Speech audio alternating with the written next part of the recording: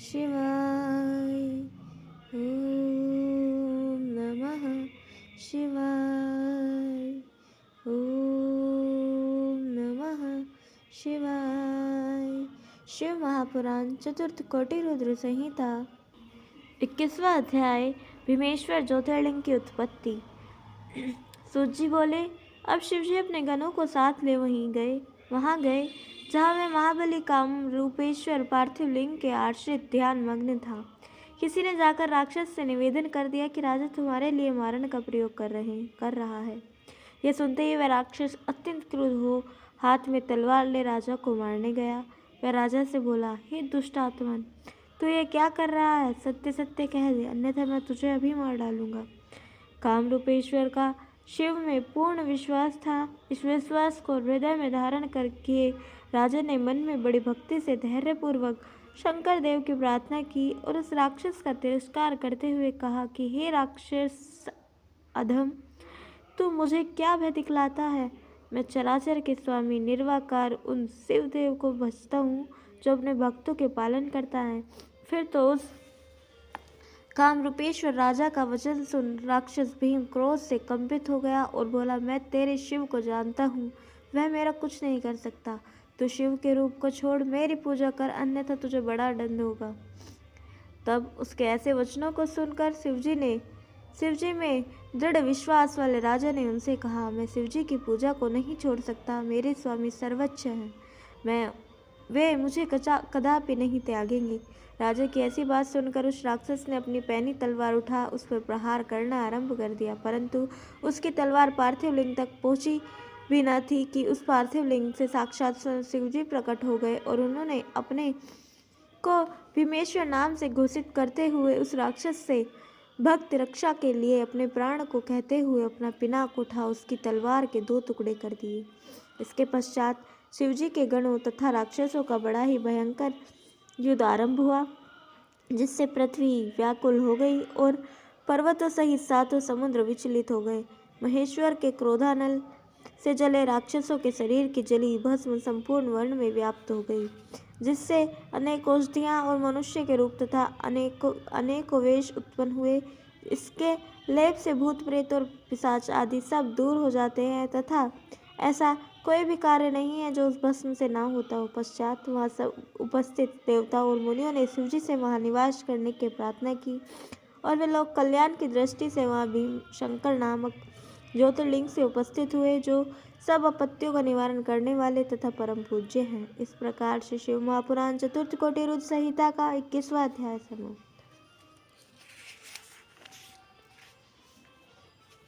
22वां अध्याय। विशेश्वर महात्म्य और काशी में रुद्रागमन वर्णन। सूत जी बोले, हे ऋषियों, अब मैं तुम्हें महान महान पापों के नाश करता विशेश्वर के महात्म्य को कहता हूँ। ध्यान देकर सुनो। इस संसार में जो कुछ वस्तुएं दिखलाई देती हैं सब निर्वाकार सनातन चिदानंद स्वरूप हैं। जब उसकी कैलवीय परमेश्वर ने कुछ अन्य होने की इच्छा की तो वहीं सगुण रूप से शिव हो गए। वह शिव स्त्री पुरुष के भेद से 2 प्रकार के रूप वाले हैं। तब उनमें जो पुरुष है वह तो शिव है और जो स्त्री रूप है वह शक्ति नाम से हुई। हे मुनि सत्वों, ऐसा होकर वे दोनों रूप अदृश्य हो गए और उसी चिदानंद रूप में मिलकर फिर स्वभावत प्रकृति और पुरुष रूप में प्रकट हो गए। पश्चात उस निर्गुण परमात्मा से यह आकाशवाणी हुई कि तप करना ही योग्य है और तब से ही उत्तम सृष्टि उत्पन्न होती है। तब उस प्रकृति पुरुष ने कहा, हे स्वामिन, हे शिवजी, हमें कोई ऐसा स्थान नहीं दिखलाई पड़ता जहाँ हम आपकी आज्ञा से स्थित हो तप करें। तब उसी निर्गुण शिव ने अपनी प्रेरणा से समस्त तेजों के सार स्वरूप, जो सभी साधनों से संपन्न और शोभामान तथा सुंदर था, ऐसे 5 कोशों का एक सुंदर नगर उस पुरुष के समीप में निर्माण कर दिया, जहाँ स्थित होकर विष्णु ने सृष्टि रचने की इच्छा से शिवजी का ध्यान करते हुए बहुत काल तक तप किया। तब उनके परिश्रम से वहाँ अनेक जलधाराएं प्रकट हो गई, जिसमें शून्य के सिवाय और कुछ भी नहीं दिखाई पड़ता था। इस अद्भुत दृश्य को देख विष्णु जी को बड़ा आश्चर्य हुआ और उन्होंने कहा, ये क्या हो गया है? पश्चात उन्होंने अपने शरीर को जोर से हिलाया तो उनके कान में एक मणि गिर पड़ी, जिससे वहाँ मणिकर्णिका के उस 5 कोश के विस्तार वाले संपूर्ण जल को निर्गुण शिव के अपने त्रिशूल पर धारण कर लिया, जिसमें विष्णु जी अपनी स्त्री सहित सो गए और शिव जी की आज्ञा से उनकी नाभि कमल से ब्रह्मा की उत्पत्ति हुई।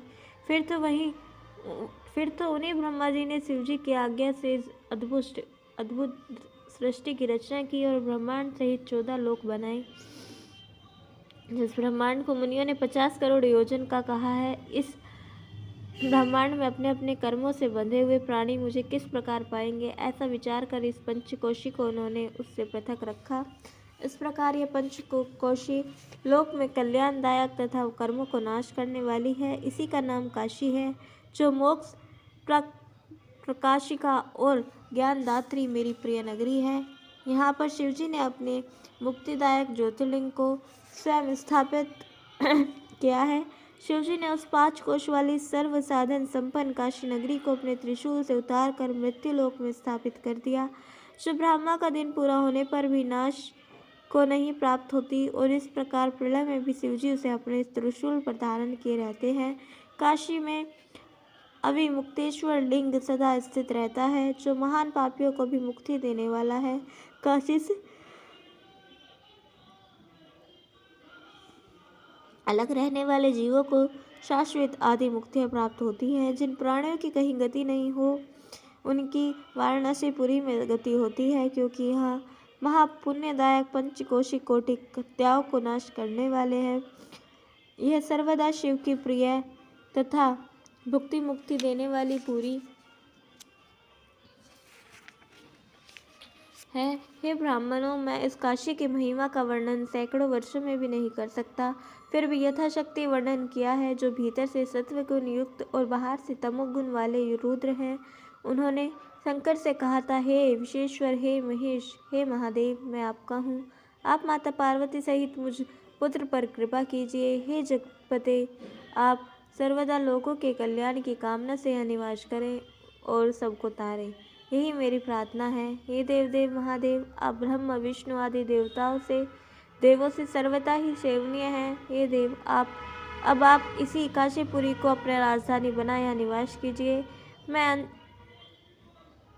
अचित्य सुख के कारण ध्यान करता हुआ यहाँ स्थित रहूँगा, क्योंकि आप ही मुक्तिदाता हैं और कोई नहीं है। सूर्य जी कहते हैं, इस प्रकार सबके राजा शिवजी ने वहाँ अपना निवास बनाया, और जिस दिन से शिवजी काशी में पधारे, उसी दिन से काशी नगरी सर्वश्रेष्ठ हो गई। इस प्रकार श्री शिव महापुराण चतुर्थ कोटि रुद्र संहिता का 22वां अध्याय समाप्त। बोलिए उमापति महादेव की जय। कल हम सुनेंगे 23वां अध्याय विश्वेश्वर ज्योतिर्लिंग महिमा वर्णन और 24वां अध्याय त्र्यंबकेश्वर में गौतम ऋषि का प्रभाव। तब तक के लिए जुड़े रहे। हर हर महादेव।